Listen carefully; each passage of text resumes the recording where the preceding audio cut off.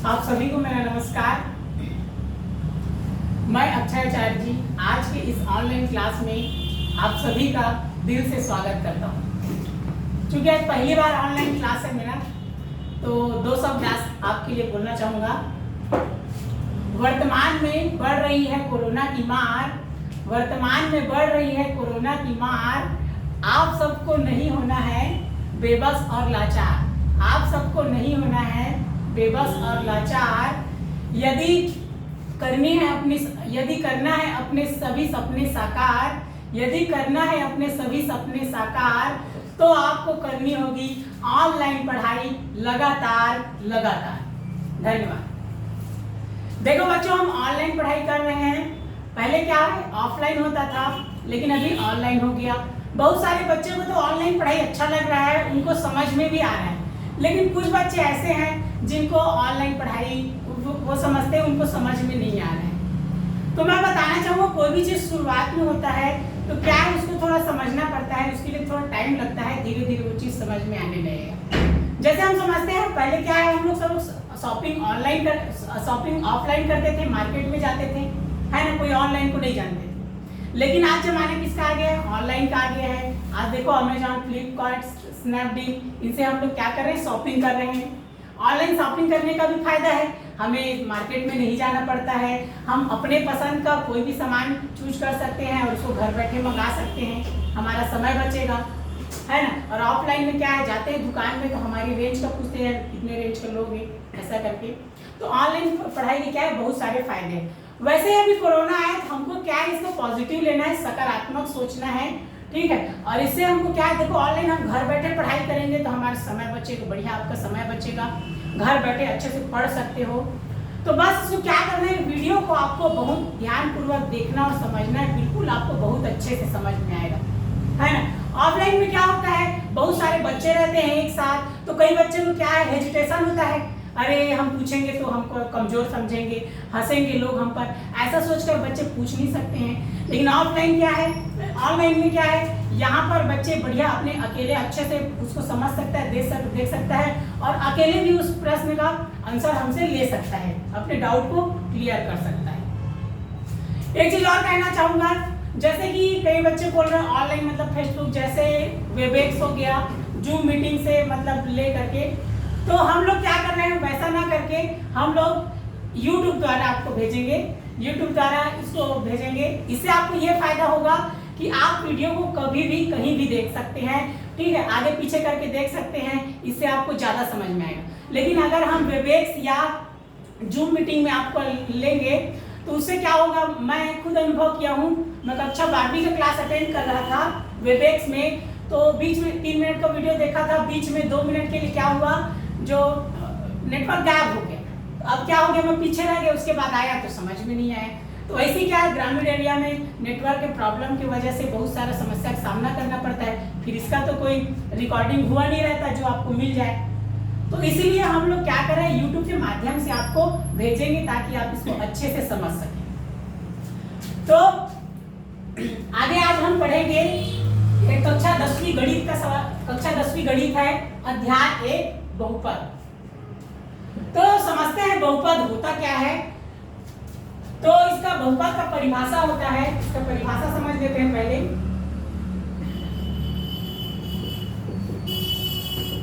तो बहुपद का परिभाषा होता है ऐसा बीजी व्यंजक,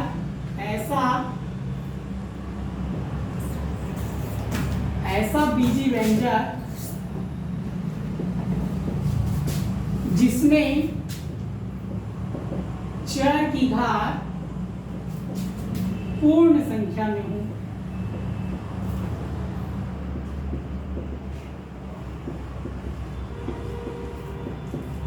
क्या कहलाता है, बहुपद कहलाता है। अब ध्यान से इसको समझना है। देखो आपको डायरेक्ट सवाल पर नहीं जाना, गणित क्या है, बहुत ही आसान है, ठीक है, आपको बस इसको ध्यानपूर्वक समझना है। तो यहाँ देखते हैं, हम डायरेक्ट सवाल पर नहीं आना, पहले इसको समझते हैं। तो देखो क्या लिखा है, बीजी व्यंजक। तो बहुत सारे बच्चों को ये पता नहीं है बीजी व्यंजक होता क्या है, तो पहले हम समझ लेते हैं बीजी व्यंजक होता क्या है। तो आप सबको पता होगा गणित की भाषा में, जैसे कि हम लोग लिखते हैं A B C D X XYZ ऐसा लिखते हैं, सबको मालूम होगा। इसको गणित की भाषा में क्या बोलते हैं? चर राशि। उसके बाद जो संख्यात्मक मान होता है 1 2 3 4 इसको हम लोग क्या बोलते हैं? अचर राशि। ध्यान देना, ठीक है। अंग्रेजी वर्णमाला का अक्षर जो भी, इसको क्या बोलते हैं? चर राशि। और जो संख्यात्मक मान है उसको क्या बोलते हैं? अचर राशि। जब हम इन दोनों को मिला करके लिखते हैं, जैसे कि ये a और 1 का गुणन के क्या हो जाएगा? a, 2 और b 2b हो जाएगा, ये 3 और c मिलकर क्या हो जाएगा? 3c हो जाएगा। तो जब हम इस प्रकार चर और अचर राशि को एक साथ मिलाकर लिखते हैं तब ये क्या बन जाता है? बीजी व्यंजक।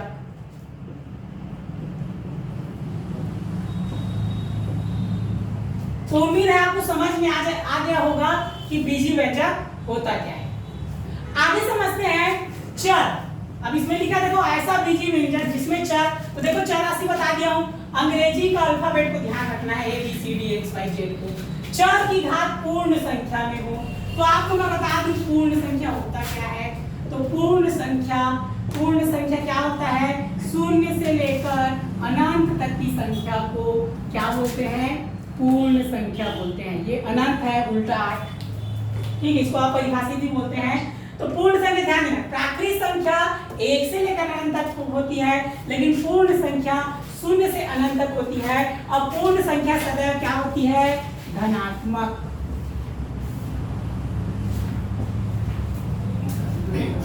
तो क्या होना चाहिए? चर की घात पूर्ण संख्या में होना चाहिए। कहने का मतलब चर राशि क्या हो गया? जैसे मान लो x, पूर्ण संख्या मतलब घात 2 लगा दो, तो देखो x की घात 2 आ गया ना, मतलब ये क्या है? ये बहुपद है। अगर आगे मान लो x की घात 3, तो 3 भी क्या है? पूर्ण संख्या है, तो ये बहुपद है।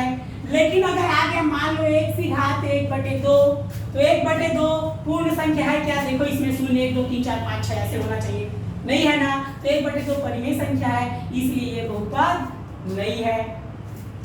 चीज और समझते हैं, जैसे अगर मान लिखा है ये x² प्लस लिखा है देखो 2 करनी x प्लस 4। ध्यान देना, हमें चर राशि मतलब अंग्रेजी के वर्णमाला को देखना है, ABCD XYZ पे ही ध्यान देना है, संख्या पे ध्यान नहीं देना है। तो देखो इसमें x है और 2 ठो x है, तो इस x में क्या है? घात 2 है, इसको समझना, x की घात 2 है, इसको 2 को लिखेंगे यहाँ x, ये जो करनी है, करनी लगा है, करनी का मान कितना होता है? 1/2, मतलब ये हो गया x की घात 1/2 प्लस 4। तो यहाँ देखो x चर राशि है, इसमें घात 2 है, घात 2 क्या है? पूर्ण संख्या है। लेकिन यहाँ x देखना, x की घात 1/2 पूर्ण संख्या है क्या? नहीं है, तो नहीं है, तो इसलिए ये बहुपद नहीं है।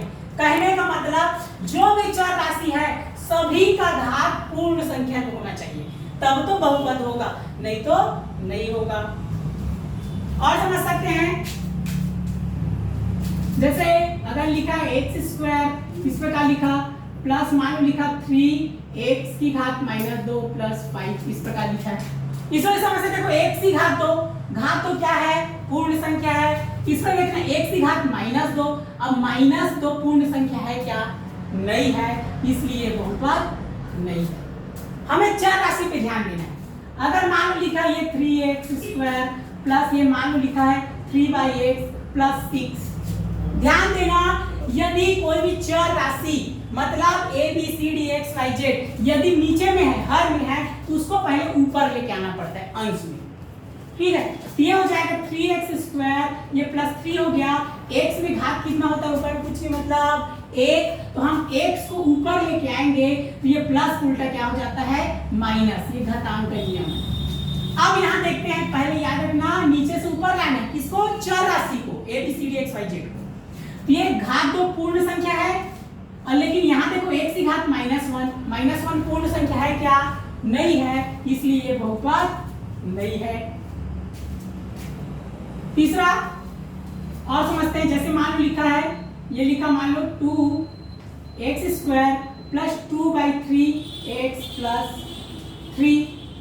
अब इसमें समझना, इन दोनों में अंतर देखना, इसमें नीचे में x था, इसमें नीचे में क्या है?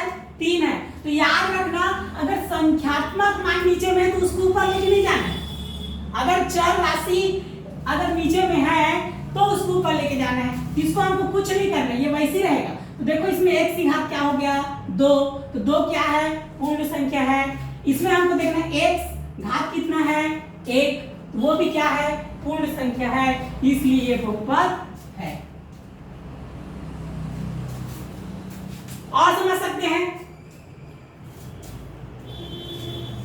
अगर मान लो इस प्रकार जैसे लिखा है ये, अगर ये 3x² प्लस 3 ऐसे लिखा है 3x प्लस 5, तो यहाँ देखना ये 3x² हो गया प्लस 3। यहाँ समझना ये x को हम लिखेंगे, यहाँ पर अगर ऐसे लिखा है 3, ये करनी है, यहाँ 3 लिखा है तो इसका मान कितना होता है 1/3, तो ये कितना हो गया 1/3 प्लस 5। तो देखो यहाँ घात 2 पूर्ण संख्या है, x की घात 1/3 पूर्ण संख्या है क्या नहीं है, तो ये क्या होगा बहुपद नहीं होगा।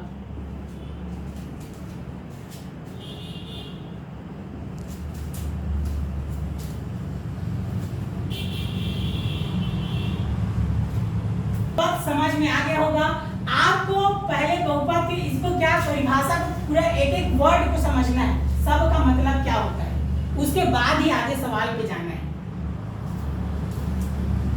अगर कुछ समझ में नहीं आए या कोई भी डाउट हो तो आप लोग व्हाट्सएप के जरिए हमसे संपर्क कर सकते हैं।